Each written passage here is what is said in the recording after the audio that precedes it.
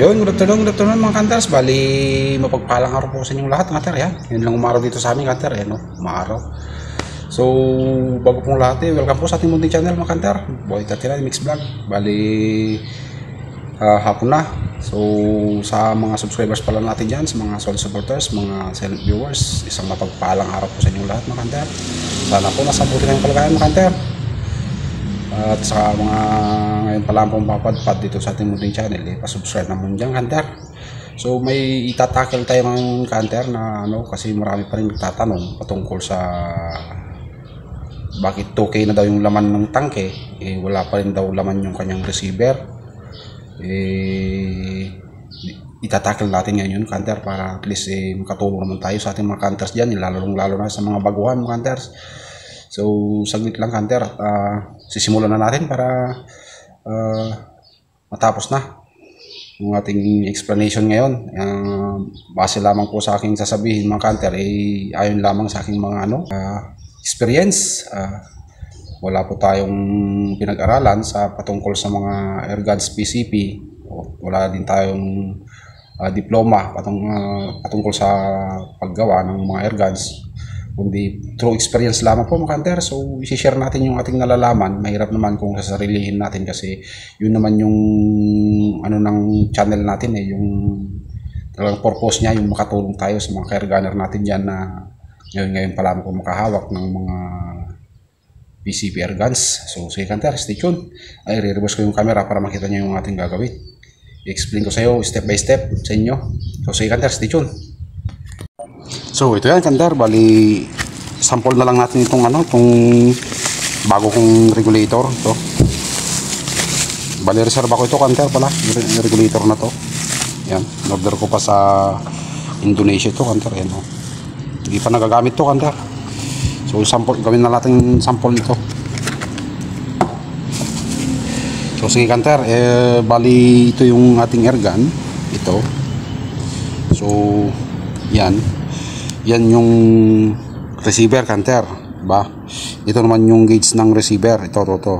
Tapos ito naman yung gauge ng tangke. Yung dito mo makikita kung ilan yung laman ng tangke. So ngayon, maraming nagtatanong, kanter, bakit daw 2K na itong laman ng tangke, wala pa din laman ito, hindi pa rin pumuputok itong kanyang airgun, wala pa din laman itong kanyang receiver. So ito lang yung, kanter, saglit, at papakita ko sa inyo. Ito lang yun. Sana maintindihan nyo, kanter, para at least makatulong tayo sa inyo. Kasi hindi lang iisa, dalawa at tatlo yung nagtanong, kanter. So gawan na lang natin ng video kasi mahirap naman yung mag-explain sa comment section, kanter. So sige, kanter, saglit lang at babaklasin natin to. So yun yung ang dahilan, kanter, ng bakit wala pa rin hangin tong receiver. Bakit wala pa rin hangin, 2K na yung laman ng tangke. So ito yung, kanter, ang dahilan. Ayan, yan nakikita nyo ba yung nakausli na yung, kanter? Ito, alisin nyo to, kanter, kasi siya yung humaharang ng hangin papunta sa receiver. Ganyan yung posisyon niya, kanter, ganyan. Dito yung receiver, dito yung tangke. So ibig sabihin, kapag hindi mo inalis to, kanter, kasi may o-ring ito sa loob, ito, kung nakausli na to. Pag di mo inalis yan, hindi makakapasok yung hangin dito sa receiver, kanter. Bali may offset kasi, kanter, na may naka-usli din na matulis o kaya flat din na tumutukod dito. Yun yung tumutukod dito para makapasok yung hangin dito sa receiver. Ganito yung, kanter, saglit, kukunin ko.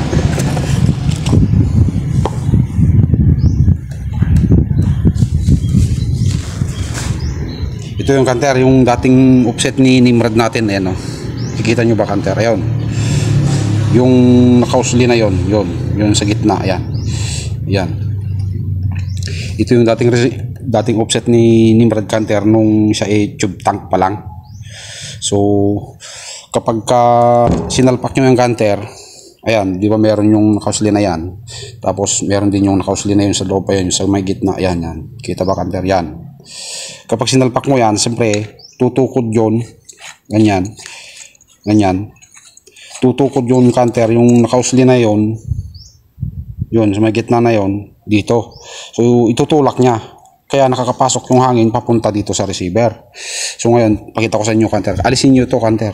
Ganito lang pag-alis dyan.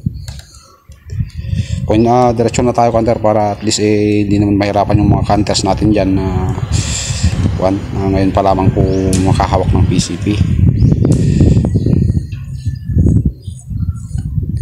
Ayan. Bago ito, Kanter, di ko pa nagagamit itong na to.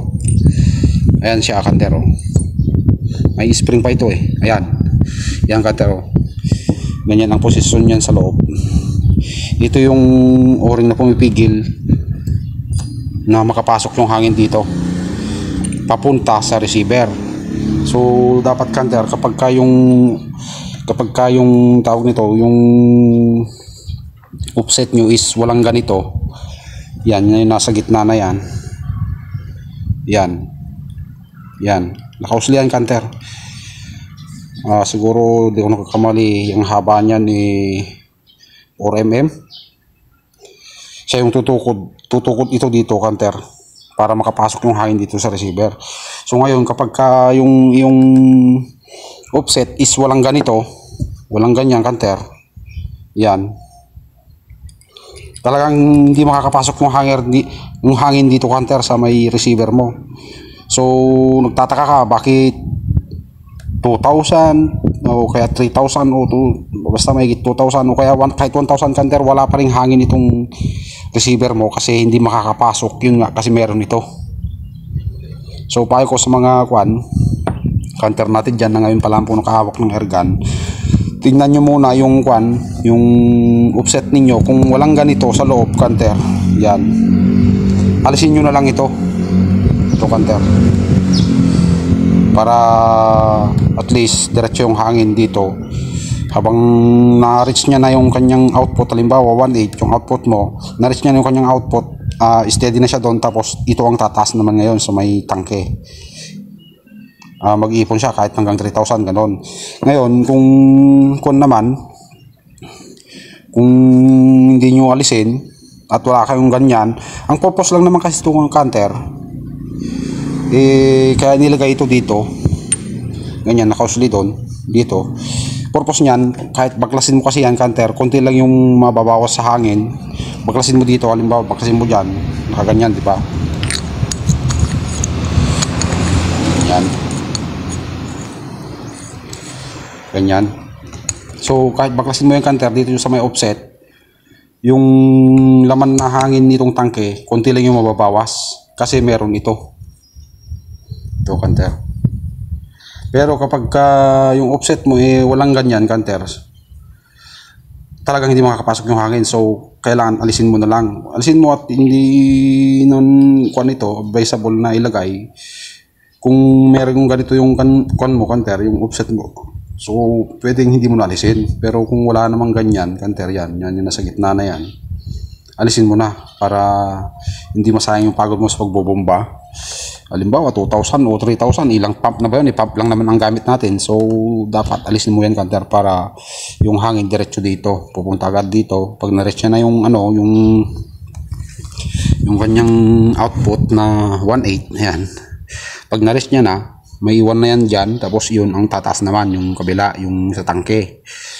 Yan, Kanter. So yun lang yun, Kanter. Tapos additional tips na rin sa inyo, Kanter. Kung gagawa po kayo, siguraduhin nyo kung walang hangin itong receiver nyo.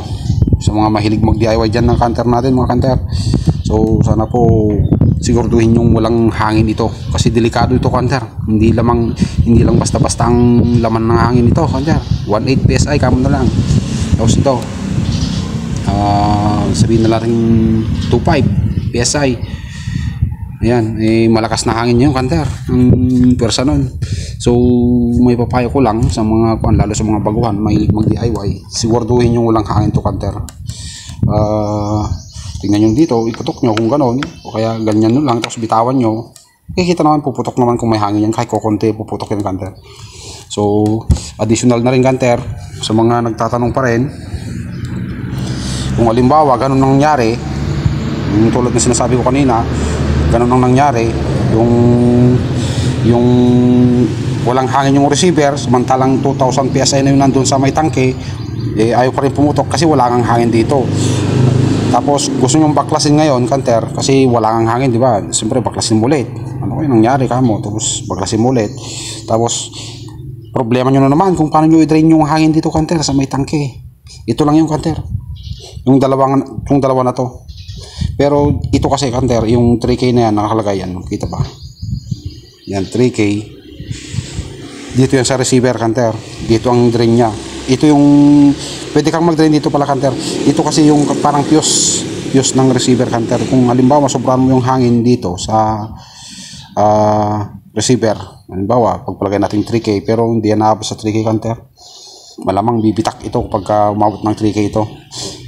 So halimbawa umabot ng lumagpas na ng 3K o kaya 3K kamo na lang, puputok yung parang kanya dito, kanter, yung burst disc nya. Parang fuse kasi ito, kanter, fuse ng hangin dito. Kung halimbawa hindi nyo makayanan, puputok yan, kanter, yung nasa loob, may butas yan, kanter, ayun, dito sisingaw yung hangin ito. Tapos ito naman, halimbawa yan, number nya is 7.5K. Halimbawa ito naman, pero hindi naman aabot siguro sa 7.5K, kanter, ng laman nitong tangke natin, di ba? Kahit sa mga CF tank siguro hindi kaya yung 7.5K. So halimbawa sumubra, puputok. Ito naman, halimbawa pumubra sa 7.5K, sabihin na lang natin 4K, ganon. Puputok itong nandito sa loob, kanter, yung manipis na burst disc nya. Puputok yan, dito sisingaw yung hangin sa may butas na yan. Yan.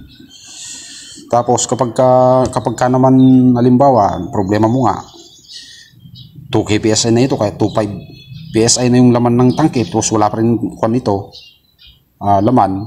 So problema mo yung kung paano mo i-drain kasi wala namang hangin dito. Hindi mo pwedeng kalabitin kasi wala nang hangin dito, nandito lang sa tangke hanggang dito. So ngayon ang gagawin mo, kanter, ito lang, luluwagan mo lang ito, kanter. Yan, ganyan ang posisyon yan, di ba? Yan, basta yung malapit sa tangke, ito yung luluwagan mo lang, kanter. Dahan-dahan lang, kanter, kasi baka mamaya madisgrasya ka pa. Dahan-dahanin mo lang ito. Kapag naluwagan mo na yung konti, sisingaw na yung kusa, kanter. Yan, dito ka mag-drain, kanter, para sa hangin dito sa tangke. Tapos pag sa receiver naman, ito naman, kanter, para hindi kawawa yung regulator mo na siyempre laro ng laro yon. Pagkalabit ka ng kalabit, pag drain mo ng hangin kasi hindi mo alam na ganon, pwede pala dito. So kalabit ka ng kalabit, kawawa yung regulator mo, kanter, pabalik-balik yun nandito sa loob ng piston nya. So yun yung, kanter, yung may share ko sa inyo. Sana naintindihan nyo, kanter. At sa mga nagtatanong, huwag natin pangalanan, mga kanter. Hindi naman nakakaya magtanong kasi mahirap kasi kanter, sa sumagot sa comment section, kaya ginawan ko na lang ng video. So bago ito, kanter, na natin regulator natin, yan, balik na natin. Hindi ko pa nagagamit ito, kanter, bali reserva ko lang to, in-order ko pa sa Indonesia to. So yung, kanter, ang masasabi ko sa inyo, sana naintindihan nyo kasi marami pa rin nagtatanong bakit daw wala pa rin daw hangin yung kanyang receiver, puno na itong tangke. So yun ang dahilan, kanter, ito lang yun. Alisin nyo ito, kanter, yung nandito nakausli na ganon. So sana, kanter, nakatulong tayo sa inyong pagdi-DIY. So meron din akong share kasi yung, kanter, yung lalo sa mga paguhan, kanter, yung pag-arrange ng spring disc ng ating PCP. Ayan, kanter, yung bali ko lang ito, kanter, bali DIY ko lang, ginawa ko lang kasi mayroon naman akong ayan, kanter. Ayan. So screenshot nyo na, kanter, mga kombinasyon ng ginawa natin. Yan, ganyan, kanter.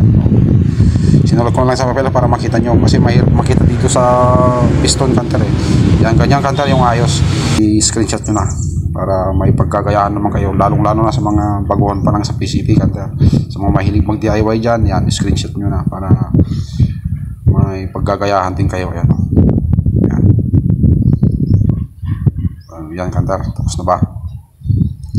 So sige kanter, yan lang. Meron kasi akong ganito kanter, kaya pag nagte-testing ako, ito ganito, yung malit na parang tangke, ito yung sinasalpak ko dito kanter para makuha ko yung kanyang output. Ito sinasalpak ko dyan kanter, tapos bombahan ko, nakasalpak yan sa receiver ganyan. Ito naman receiver, ito naman dito. So 20 to 25 pump lang kanter, 3,000 na yung ang laman ng tangke. So ibig sabihin, so makikita mo na yung output niya dito. Yun lang kanter, kaya may nagawa tayong ganon, yung output para at least hindi na tayo mangangapa. Lalong lalo na sa mga kanters natin dyan, mga kamix vlog natin dyan na wala pa ganong alam sa PCP. So yun lang yung kanter, ito lang yung dahilan bakit walang pumapasok na hangin dito. At sige kanter, sana may natutunan kayo sa ating munting video ngayon.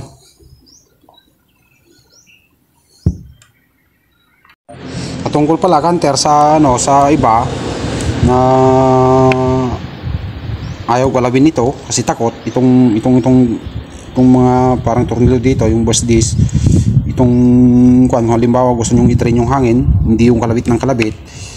Ganito lang gagawin yung kanter para hindi mahirapan yung yung regulator, yung piston ng regulator. Ganito lang gagawin nyo kanter.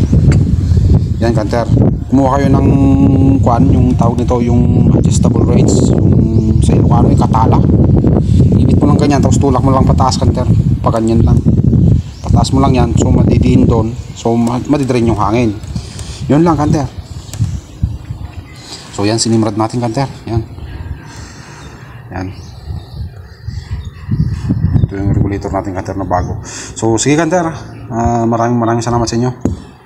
Sana may natutunan kayo sa ating video ngayon. So yun kanter, ayun lang yung ating tutorial ngayon. So kung may gusto po kayong itanong, itanong nyo na lang at gagawa natin ng video kanter para at least makasagot ko kayo ng tama. Kasi pag sa comment section kasi kanter, mahirap mag-explain doon. So maraming salamat kanter. Sa mga gusto kong magtanong lang po, i-comment nyo na lang para gagawa natin ng video kung sakali. Kung kaya natin, sa abot ng ating mga kaya siguro kanter, gagawin natin ng video para at least may masagot ko naman yung tanong. So sana rin po sa mga subscribers natin dyan, sa mga solid supporters, sana po kung kayong masakong supportan itong ating Munding channel. Maraming salamat sa inyo. Special shout out nga pala kay kay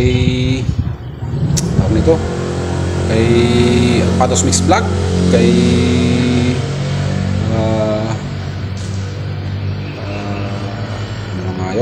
si Victorino Cardenas ng Pangasinan o Sniper Vlog.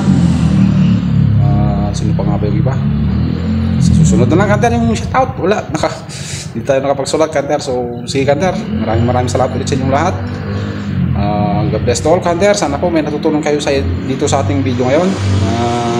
Kahit pa paano naituro natin yung mga nagtatanong. Sundan nyo lamang po yung ating ginawa para at least kayo matuto. Sa mga mahilig mag-DIY dyan, mga baguang air gunner dyan na ngayon pa lang po nakahawak ng PCP, sana po makatulong ito sa inyo. Sa mga sa mga eksperto dyan, disclaimer po, kung may dadagdag po kayo dito sa ating ginawang video, comment nyo na lang po para makatulong po tayo sa mga baguang air gunner. Sige kanters, maraming salamat sa inyong lahat. God bless to all kanter, ingat po kayo palagi.